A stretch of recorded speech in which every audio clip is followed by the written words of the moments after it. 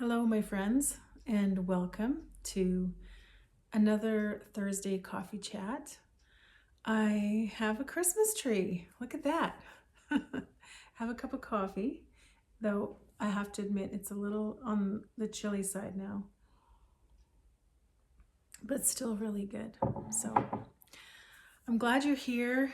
My Christmas tree there's a long saga, a really funny story now related to us getting this tree. And since we moved back here to Alberta, we have a lot of wilderness around us, and we have places where we know we can go to get a real tree and it won't, hurt anyone. I always hesitate to talk about buying or cutting down a real tree because I know when I was a kid, I was such a tree hugger. I still love trees. And so it almost like would cause me physical pain to think about cutting down a tree. Let me just cut to the chase. My husband and I went out on a Sunday. It was cold. We were all bundled up and we went way off in the wilderness and out to some roads that are actually by some crown land and property that my parents own. And anyway, we ended up finding a great tree. It was nice and tall and full, maybe not as full as this one. And we tromped through the snow and we got her cut down and we wrestled it out of the woods, and we got it in the back of the truck. But my husband didn't have any tie downs in this truck. It was a work truck, his work truck, and his old personal truck, which we usually would use to get a tree, didn't have a registration. So we didn't want to take it very far. Or, obviously, legally, we can't take it anywhere. It also has kind of bald tires and probably no fuel in it, So that's why we ended up out there with this truck that has a fuel tank in it and a big toolbox and hardly any room for a tree. But we kind of stuck it in there and we thought, oh, it's pretty heavy, it'll stay. Well, it didn't stay. It didn't stay very long at all. The road was bumpy and snowy and gravel road, and the tree bounced out as we were going up a steep hill and was completely ruined. Like the branches were all broken, not all of them, but enough.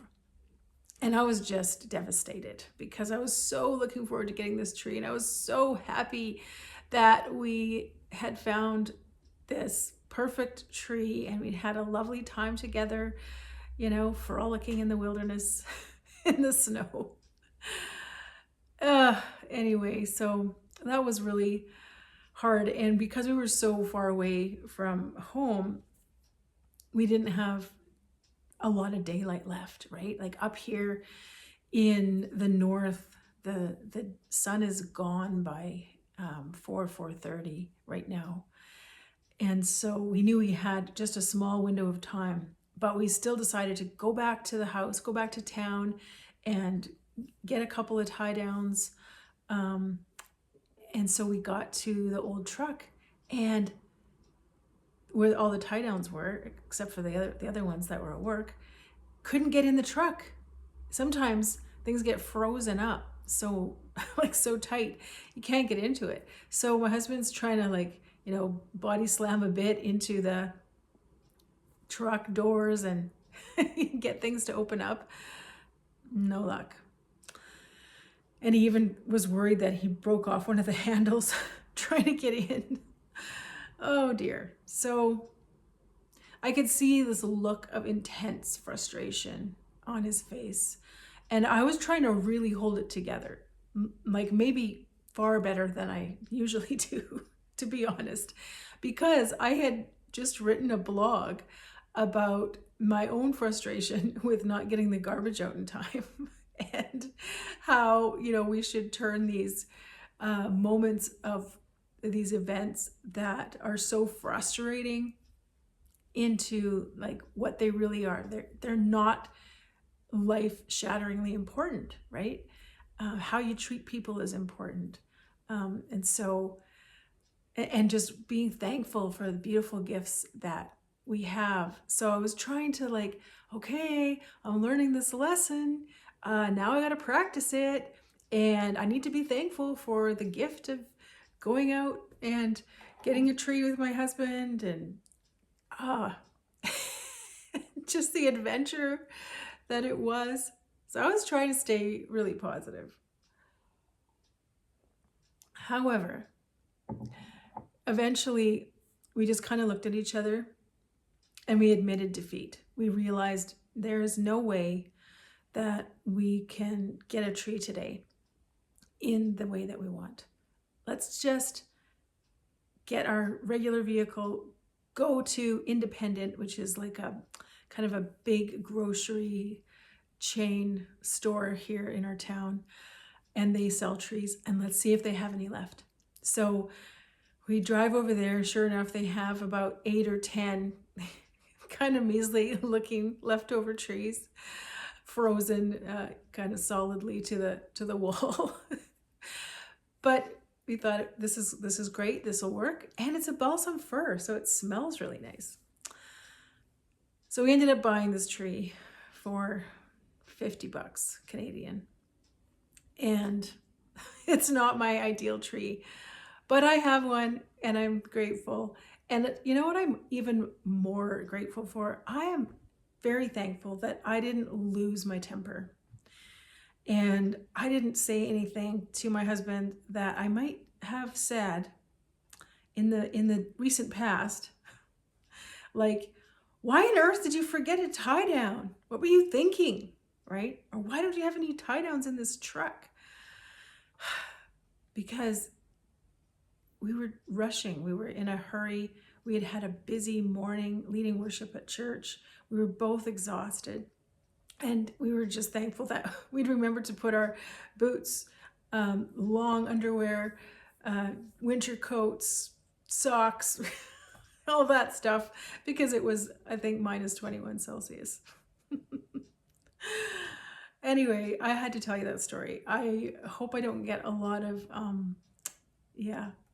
blowback about that because of the waste of a perfectly beautiful, good Christmas tree, which I am still quite traumatized by.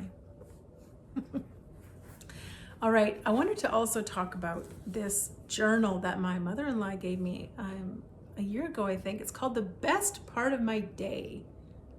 And I've hardly used it, but I love it. I just have to remember to use it. I'm trying to get more in the habit of it. So I have several entries, but the bulk of it is still available. And I love it because it says, the best part of my day was, and then there's a little space to write, and I am grateful for. And it's a great journal if you don't have, a ton of time, or you're just not really inspired, nothing's coming to mind, but you want to write, you want to remember something that happened that day. And so the best part of my day, right? Like what happened. So I'm trying to get more in the habit of writing that. But I thought, even if you can't find a journal that looks like this, you could always just do that yourself, like use those prompts. The best part of my day was, and I am grateful for. And I found that it helped me to really remember not just all the frustrating things or things I had regrets about, but the best parts of my day. So now I'm very excited also. Wanted to tell you that my kids are coming home. My daughter won't be here till probably the 23rd, and I think I have to drive a ways to get her. So I'm really praying for good roads then, because the roads are not good right now. And my son, Lord willing, is coming home sometime next week, I think. by this time next week, he will be either here or on his way here. So, yay! And piano lessons are kind of wrapping up next week too, so I'll be able to really focus on the Christmas stuff. And I find usually Christmas so overwhelming, but with quitting my teaching job, there's so much more margin now in my days that it doesn't feel like a crazy hamster wheel of death to try and get ready. I still feel kind of overwhelmed because I think that's just how I feel, but yeah, I'm so excited about them coming. And yeah, the house will be full. We have not a very big house, and so it'll be fun to just all rattle around together and sit on the couch and maybe watch a Christmas movie, and my son can catch up on sleep. I'm sure he is just exhausted because it's finals time at university. It's his first year. He doesn't have anyone there. He has no support, and it's kind of heartbreaking. I wish I lived closer so that I could, I don't know, just make him a meal or help in some way, but praying for him. And yeah, so that's exciting. I know a lot of people are kind of in that mode of family coming. And it's always, because I need so much alone time, I've realized, sometimes I get a bit anxious when people are coming, especially if they're coming to stay, because those windows of time where I know the house will be quiet, I'll be on my own, are kind of gone. But I have learned to get up a lot earlier than I used to. And so I get up earlier now than I did when I was working full time, because it gives me some silence, right? And I can just have that little cup of coffee and I don't know, sit and stare time, somebody called it. So yeah, what else do I want to talk about? Oh yeah. So this topic kind of like all of a sudden, meow, the atmosphere goes down. But there's a topic I'm thinking about, and Oprah, who I'm not really a fan of, but somehow it came across my radar, probably because the video podcast went viral about family estrangement. I think it's called When Family Cuts Ties. And I was shocked to hear how many families are estranged right now. So they cut each other off. They don't talk to each other. And I have that. I have some of that in my own family. And it's so painful. But this podcast that she did really hit all of the kind of different stories, right? The stories from the younger people that are missing their parents, are so frustrated with their parents, and the parents that are just traumatized and so sad that their kids are not talking to them, and really tried to kind of hit the different perspectives. And so I really thought it was helpful in just thinking through all the things that can happen and why we find ourselves in that. So that's probably going to be a topic I do soon. And if you have any thoughts on estrangement or family ties being cut, there are lots of really good reasons for it. And yet, when I think about the brevity of life, when I think about how little time we have together, it really breaks my heart. And I pray, I wish that there could be less of it, right? That we could find ways to heal and communicate. So if you have anything, you want to ask or just mention about that, I thought I'd say it today so you could think about it.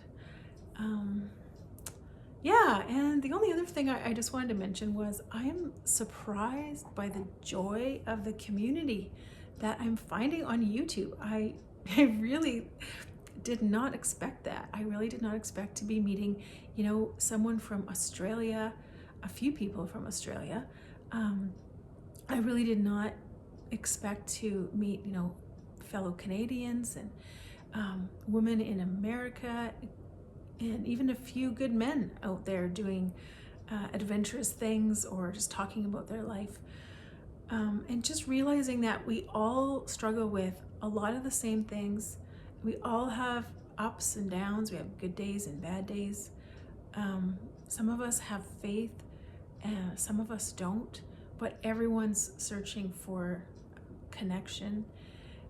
And I love that you can kind of, meet your tribe, like meet people that think like you do, or have similar interests, or have gone through something similar.